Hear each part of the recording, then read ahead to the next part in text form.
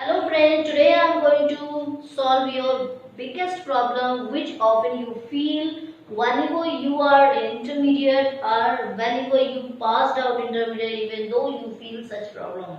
So friends, I am going to clear you synthesis. That's a very important chapter of intermediate.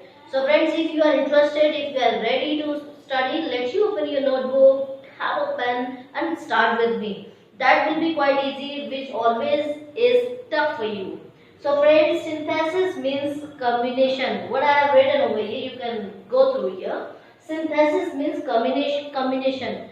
Synthesis का अर्थ होता है combination. एक English word भी हम इसको समझ सकते हैं. सिंथेसिस का अर्थ है कॉम्बिनेशन.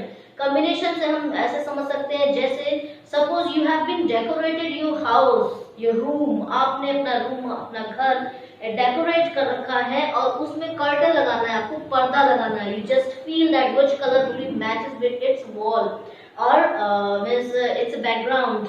हम बहुत बार ऐसा सोचते हैं कि ये जो पर्दा हम लगा रहे हैं अपने कमरे में या अपने मकान पर, तो यह बैकग्राउंड का कलर जो है, दीवार का कलर है या मकान का जो कलर है, इस पर्दे का कलर कैसा होना चाहिए. We just feel. So whenever we talk about combination, जब हम कॉम्बिनेशन की बात करते हैं तो अक्सर जो है कि वस्तुओं के कॉम्बिनेशन की बात होती है. लेकिन यहाँ पर जो है कि एक से दूसरे वाक्यों के कॉम्बिनेशन की बात हम करते हैं जब हम सिंथेसिस की बात करते हैं.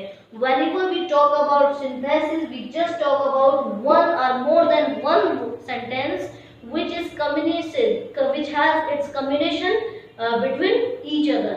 So friend, how it will be? So we are going to get started by this video. If you like this video, you just share, you just like and try to share those all people who ever has a great interest to learn English. So friends, synthesis is divided into three parts. Here I have written. Synthesis को तीन भागों में बांटा जाता है जो कि मैंने यहाँ पर लिख दिया है. First one is that combination of simple sentence. जो सिंपल सेंटेंस होता है उसका कॉम्बिनेशन बना जाता है. और किस में बना जाता है इसको देखते हैं. Combination of simple sentence into simple sentence. पहला हमारा जो रूल होता है वो सिंपल सेंटेंस से सिंपल सेंटेंस में चेंज किया जाता है. किस तरह से होता है, किस पार्ट्स में बटे होते हैं, इसको देखने के लिए मैंने यहाँ पर एक मेथड आपको लिख रखा है. Let's you go through. इसको हम गो थ्रू करते हैं. Friends, this is divided into 8 parts. ये 8 पार्ट होते हैं. इनसे मिल करके ही हम सिंपल सेंटेंसेस को सिंपल सेंटेंसेस में बदलते हैं. किस तरह से करते हैं, let's you go through. Friends, first one is participle. सबसे पहले हमें जानकारी होनी चाहिए कि पार्टिसिपल क्या होते हैं और पार्टिसिपल को हम किस तरह से चेंज करते हैं. पार्टिसिपल की सहायता से ही हम सिंपल सेंटेंस को सिंपल सेंटेंस में कॉम्बिनेशन क्रिएट करते हैं. ठीक है. तो सिंपल पार्टिसिपल की जब हम बात कर रहे होते हैं तो यहाँ पर हमारे 3 पार्टिसिपल आते हैं. पहला पार्टिसिपल होता है प्रेजेंट पार्टिसिपल. पास्ट पार्टिसिपल दूसरा हमारा है. तीसरा हमारा परफेक्ट पार्टिसिपल होता है. अगर हम कभी भी इसको समझने की बात करते हैं या हमें ये चीजें इतने में ही नहीं समझ पा रही, हम पार्टिसिपल जैसी चीज नहीं समझ पा रहे हैं, तो फिर हम इसको ऐसे सामान्य भाषा में समझ सकते हैं जैसे 2 या 2 से अधिक वाक्यों को जोड़कर एक वाक्य बनाना. 2 या 2 से अधिक वाक्य आपके सामने हैं और उससे एक वाक्य को क्रिएट करने को ही हम पार्टिसिपल कहते हैं. ये आपका प्रेजेंट में हो सकता है, पास्ट में हो सकता है या फिर परफेक्ट पार्टिसिपल में भी हो सकता है. किस तरह से हो सकता है, एग्जाम्पल यहाँ पर लिखा हुआ है. जैसे हम जब कभी भी पार्टिसिपल को नहीं समझ पाते हैं, हम इस तरह से चीजों को बहुत आसान भाषा में समझ सकते हैं. 2 या 2 से अधिक वाक्यों को जोड़कर एक वाक्य बनाना, मतलब 2 या 2 से अधिक वाक्य उसको एक वाक्य में चेंज करने को ही हम पार्टिसिपल कहते हैं. ये हमारा प्रेजेंट हो सकता है, पास्ट हो सकता है या फिर परफेक्ट पार्टिसिपल हो सकता है. किस तरह से, एक छोटा सा एग्जांपल आपको दे रहे हैं, उससे आप समझने की कोशिश करेंगे. देखिए, she saw the lion, she ran away. उसने एक शेर देखा और शेर को देखते ही वह भाग खड़ी हुई या भाग गई. ठीक है. तो यहाँ पर आप देख रहे हैं कि पार्टिसिपल में सिंपल सी चीज है कि सब्जेक्ट तो एक कॉमन है, शी के बारे में ही बात की जा रही है, लेकिन हमारा जो एक्शन है, वर्ब है, वो क्या है, डिफरेंट है. ठीक है. सो दिस इज व्हाट कि हम जब पार्टिसिपल की बात करते हैं, हम यहाँ पास्ट पार्टिसिपल का एग्जांपल ले रखे हैं हमने. या प्रेजेंट भी हो सकता है, परफेक्ट पार्टिसिपल भी हो सकता है. इसमें सब्जेक्ट कॉमन होता है, सब्जेक्ट एक होता है, लेकिन वही सब्जेक्ट हमारे डबल मींस 2 तरह के एक्शन को करते हैं. जैसे अगर मैं कहूँ कि शी टुक अ पेन, उसने एक पेन ली, शी रोट अ लेटर। ठीक है, मैंने कहा she took a pen, she wrote a letter, मतलब सब्जेक्ट उसमें दोनों में एक ही है कि उसने एक पेन ली और वह क्या कर रही है, वो उसने क्या किया, पत्र लिखा। तो ऐसे ही हम बहुत सारे वाक्य देखते हैं जिसमें सब्जेक्ट एक ही होता है लेकिन एक्शन क्या होते हैं, अलग अलग होते हैं। दोस्तों आगे की वीडियो हम समझने की कोशिश करेंगे कि पार्टिसिपल को हमने समझ लिया। ठीक उसी प्रकार हमारे सेकंड पॉइंट पर आता है इन्फिनेटिव। इन्फिनेटिव की सहायता से हम पहला sentence combination of simple sentence into simple sentence को सीख रहे हैं। देखिए इन्फिनेटिव का मतलब क्या होता है कि टू लगा करके हम किसी वर्ब को डिनोट करते हैं। किस तरह से करते हैं, एक छोटा सा एग्जांपल लिखा हुआ है, आगे के वीडियो में हम लोग उसको इलेबरेट करके सीखेंगे, क्योंकि एक छोटे छोटे एग्जांपल जब तक हमारे पास 7 से 8 एग्जांपल नहीं होते हैं शायद हमारी एक अच्छी समझ नहीं बन पाती। किस तरह से हम सीखेंगे, पहले एक छोटा सा एग्जांपल लेते हैं, क्योंकि आज हम एक इंट्रोडक्शन की बात कर रहे हैं। Today we are going to talk we are just talking about small introduction of synthesis. Synthesis के छोटे से बच्चे की बात कर रहे हैं, इसलिए हम एक एक एग्जांपल की बात कर रहे हैं। इसके आगे के वीडियोस में जब भी आप देखेंगे तो बहुत सारी बातें सिंथेसिस से जुड़ी हुई हम देखेंगे। अगर आपको कहीं भी कोई दिक्कत आ रही हो इस चीज को भी समझने में, तो आप हमारे कमेंट बॉक्स में जा करके आप क्वेश्चंस कर सकते हैं। In next video I just make you clear, आपको जो है कि हम अगले वीडियो में क्लियर करेंगे। दोस्तों यहाँ पर हम लिखा इन्फिनेटिव दूसरा पॉइंट है जिसमें हम सिंपल से सिंपल को कॉम्बिनेट करते हैं, तो वहां पर दूसरा पॉइंट है इन्फिनेटिव, जहां पर एग्जांपल लिखा हुआ है to play is a good exercise.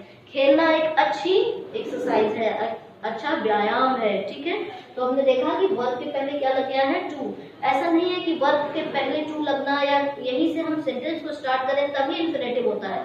Some time ऐसे भी वाक्य आते हैं जहां पर दो वर्ब के बीच में टू आता है, इन्फिनेटिव टू आता है, और कभी कभी क्या होता है, एक हमारा नाउन है, एडवर्ब है, उसको लेकर के ऐड करते हुए हम देखते हैं कि एक वर्ब आया है। जैसे there is no time to play, there is no time to play, तो हमने देखा कि no time to play, time के साथ क्या रहा है, इन्फिनेटिव टू लगा करके प्ले आ रहा है। ऐसे ही हम देखते हैं आगे के सेंटेंस में जहाँ पे नॉमिनेटिव एब्सोल्यूट को लिखा गया है, इसमें क्या होता है हम देखते हैं। यहाँ एक सेंटेंस लिखा हुआ है कि पहला जो एक्शन होता है, फर्स्ट एक्शन जो होता है, उसके जस्ट विपरीत दूसरा एक्शन होता है। ठीक है, कोई घटना घटी, उसका इफेक्ट जो हुआ, प्रभाव हुआ, उसके जस्ट विपरीत होता है।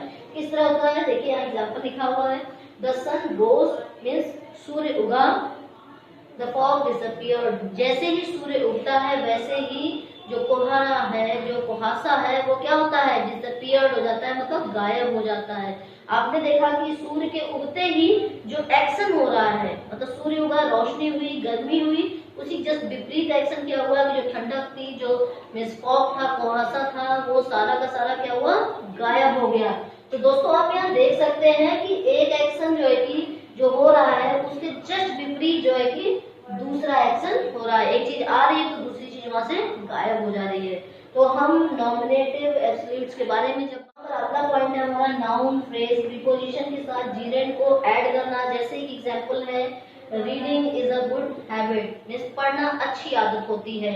ये एक फ्रेज है और आप देख रहे हैं कि रीड के साथ क्या जोड़ दिया गया है, आईएनजी जोड़ दिया गया है। मींस एक वर्ब को हमने क्या बना दिया है, जीरेंड में चेंज कर दिया है।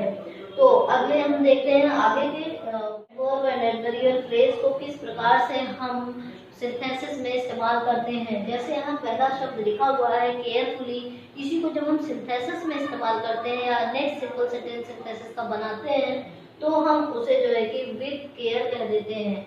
ऐसे ही एक और वाक्य, एक शब्द लिखा हुआ है, वर्ड लिखा हुआ है देयर, जो हमारा जो है कि एक सिंपल सा हमारा एडवर्ब है, और इसको हम जब कभी भी एडवर्बियल फ्रेज में बदलते हैं तो यहाँ हम एट द प्लेस कह देते हैं। तो ठीक इसी प्रकार हम कई सारे वर्ड्स हैं, कॉमन वर्ड्स होते हैं जो सिंपल सेंटेंसेस को सिंपल सेंटेंस में अगर हम कॉम्बिनेशन क्रिएट करते हैं, सिंथेसिस सेंटेंसेस बनाते हैं, तो हम इस तरह से परिवर्तित करते हैं। फिर आता है अगला आपका कंजक्शन। कंजक्शन में हम सीधा सीधा देखते हैं दो शब्द या दो शब्द से अधिक शब्दों को जोड़ने वाले एक शब्द को हम क्या कहते हैं, कंजक्शन कहते हैं। जैसे कंजक्शन हम आसानी से समझ सकते हैं, दो से अधिक शब्दों को या वाक्यों को जोड़ने का कार्य करते हैं, उसे हम कंजक्शन कहते हैं। दोस्तों यहाँ देखिए एक एग्जाम्पल लिखा हुआ है, Sita and Leela went to Delhi. Sita और लीला दोनों ही क्या दिल्ली गए। तो सीता और लीला दो फीमेल हैं, दो व्यक्ति हैं, इनको एंड ने क्या किया है, जोड़ दिया है। तो ऐसे ही बहुत सारे कंजक्शन होते हैं जिसको हम लोग आगे के वीडियो में पढ़ेंगे। दोस्तों फिर हम एडजेक्टिव की बात करते हैं। एडजेक्टिव का मतलब हम लोग समझते हैं कि जब कभी किसी की क्वालिटी की बात करते हैं तो हम एडजेक्टिव कहते हैं। अब देखिए किस तरह से, जैसे यहाँ पे एक एग्जांपल लिखा हुआ जो कि सिंपल सेंटेंस है, उसको किस प्रकार से हम नेक्स्ट सिंपल सेंटेंस में चेंज करते हैं, यहाँ पर एग्जाम्पल दिया हुआ है। एग्जाम्पल है आई बॉट अ पेन। एक एग्जाम्पल है, सिंपल सेंटेंस है, आई बॉट अ पेन, मैंने एक पेन खरीदी। इसी को जो है कि किस तरह से हम सिंथेसिस में चेंज कर रहे हैं अगले सिंपल सेंटेंस में। देखिए इट वाज चीप, अगर दो वाक्य लिखे हुए हैं, I bought a pen, it was cheap, ये एक सेंटेंस, दो सेंटेंस है। देखिए एक सेंटेंस यहाँ पर, एक सेंटेंस यहाँ पर है, आई बॉट अ पेन, और अगला सेंटेंस है इट वाज चीप। इसी को हम एक कॉमन सेंटेंस में कैसे कर सकते हैं, I bought a cheap pen. यहाँ पर लिखा हुआ था कि मैंने एक पेन खरीदी और यह क्या है, यह सस्ती थी, मतलब मैंने जो पेन खरीदी वो सस्ती थी। तो यहाँ पर एक सेंटेंस में इसको क्रिएट कर दिया गया है कि I bought a cheap pen, मैंने सस्ती पेन खरीदी। तो आप ये देख रहे हैं कि चीप मतलब क्या हुआ, इसकी क्वालिटी की बात हो रही है। जैसे हम एडजेक्टिव, जिसको हम एडजेक्टिव कह रहे हैं, पेन का एडजेक्टिव क्या है कि वह क्या थी, सस्ती थी। तो हमने यहाँ पर एडजेक्टिव का इस्तेमाल करके एक सिंपल सेंटेंस को, मतलब यहाँ देखिए एक सेंटेंस यहाँ है, एक सेंटेंस यहाँ है, इन दो सेंटेंसेस को कॉम्बिनेशन क्रिएट करके हमने एक कॉमन सेंटेंस एडजेक्टिव का इस्तेमाल करके बना लिया है। दोस्तों नेक्स्ट एंड लास्ट हमारा जो एप्लीकेशन होता है वो है फ्रेज इन ऑपरेशन। कोई भी फ्रेज है उसको ऑपरेशन में किस तरह से हम इस्तेमाल करते हैं, उसके लिए एक छोटा सा एग्जांपल यहाँ पर दिया हुआ है। इसको समझने के लिए जब तक हम एग्जांपल नहीं समझेंगे तो शायद हमें नहीं समझ में आए कि हम इस पॉइंट में क्या करना चाहते हैं। एग्जाम्पल लिखा हुआ है, किसी व्यक्ति विशेष की बात हो रही है, शेक्सपियर की बात हो रही है। यहाँ पर शेक्सपियर कोई नया नाम नहीं है, आप इनको अच्छे से समझते होंगे। Shakespeare the greatest poet and dramatist. Shakespeare के बारे में कहा गया कि ये महान कवि थे, और वहीं पर जो है कि एक ऑब्जेक्ट बात भी कही जा रही है कि वो ड्रामेटिस्ट थे, मतलब पोएट तो थे ही, उसके साथ साथ क्या थे, ड्रामेटिस्ट थे। डाइड इन 1616 में 1616 में ये डेथ कर गए। ये एक सेंटेंस है, एक सेंटेंस है। दूसरा सेंटेंस देखिए यहाँ पर है, में शेक्सपियर कॉमा शेक्सपियर कोई व्यक्ति हैं, उनके बारे में कहा जा रहा है कि वह एक पोएट थे और क्या थे, वो ड्रामेटिस्ट थे। मतलब दो बातें, किसी एक व्यक्ति के बारे में दो क्वालिटी की बात हो रही है, दो चीजों की बात हो रही है।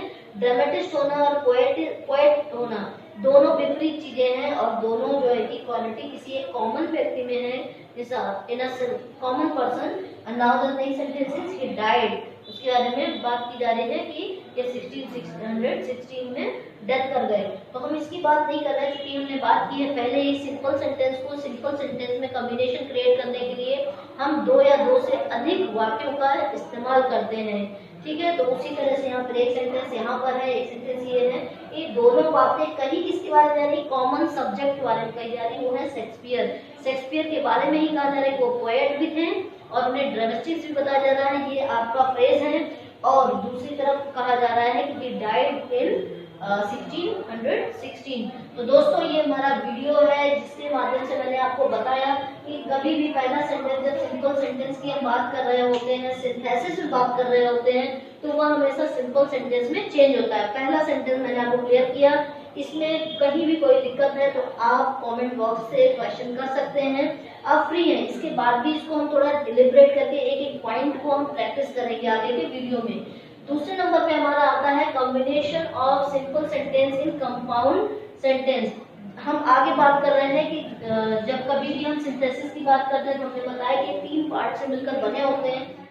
सिंपल सेंटेंस को कंपाउंड सेंटेंस में क्रिएट करते हैं तो वहां पर हमें कोऑर्डिनेटिंग कंजक्शन की जानकारी होनी चाहिए, जैसे बट है, देयरफॉर है, वेयर एज है, ऐसे बहुत सारे कंजक्शन हो सकते हैं। ठीक उसी प्रकार हम जब कभी सिंपल सेंटेंस को कॉम्प्लेक्स सेंटेंस में चेंज करते हैं तो वहाँ पे दो क्लासेस हमारे काम करते हैं, एक प्रिंसिपल क्लास होता है, दूसरा सबऑर्डिनेट क्लास होता है।